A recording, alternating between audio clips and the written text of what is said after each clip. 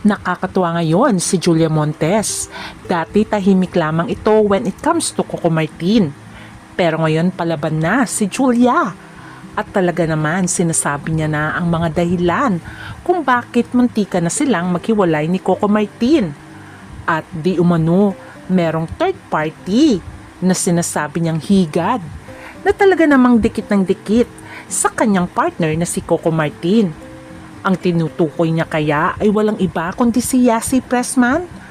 Ating alamin ang revelasyon ni Julia.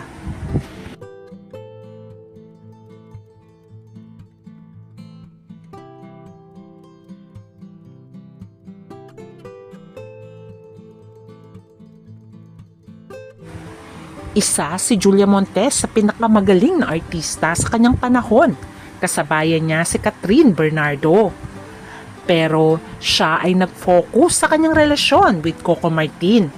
Samantalang si Coco ay isa sa biggest stars ng panahon ngayon. At siya ay tinuturing na malaking artista.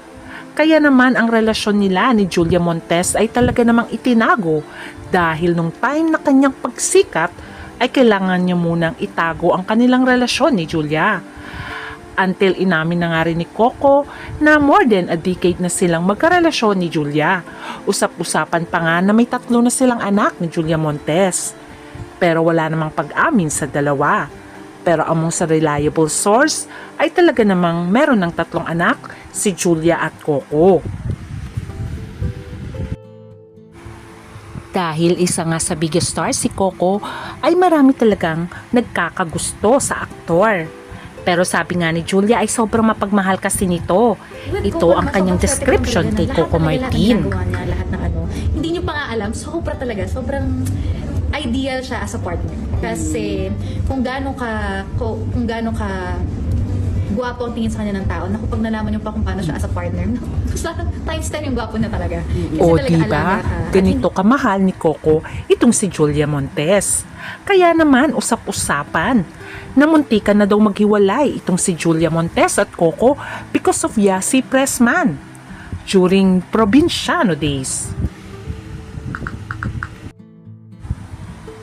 Ayon pa nga sa bali-balita noon, nahuli nga daw itong si Yassi at Coco na naghahalikan sa tent. Pero sabi naman ni Coco ay pagbati lamang daw yun. Samantalang marami din ang nagsabi na pumunta daw pala itong si Yassi Pressman sa bahay nila Coco Martin na may dalang pagkain. Pero nagulat daw ito dahil nandun si Julia Montes. Kaya no wonder, ganun na lamang ang pagpaparinig ni Julia Montes dito kay Yassi Pressman. Dahil masyado na daw pala ito. Ayon nga kay Julia, alam naman niya, nakarelasyon niya si Coco Martin. Pero para daw itong higad na dikit ng dikit kay Coco Martin. Alam naman ng mga netizens na mga pressman daw yata ay mahilig talaga sa sabit. Dahil matatandaan na ang kanyang kapatid na si Isa Pressman ay siya din daw naging higad sa hiwalayang James Reid at Nadine Lustre.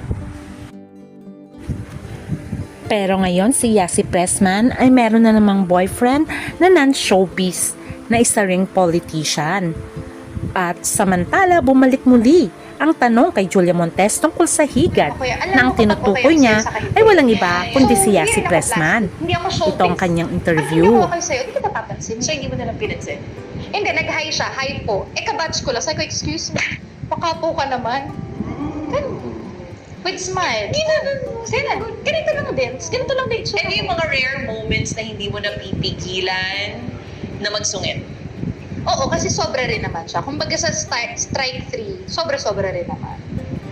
Buti hindi kayo nasira ni Coco noon. Kung sobra-sobra na siya. Sorry, girl. O diba nakakatuwa si Julia sa pagkwento. At dito mo masasabi na talagang pinaglaban niya ang pagmamahalan nila ni Coco Martin.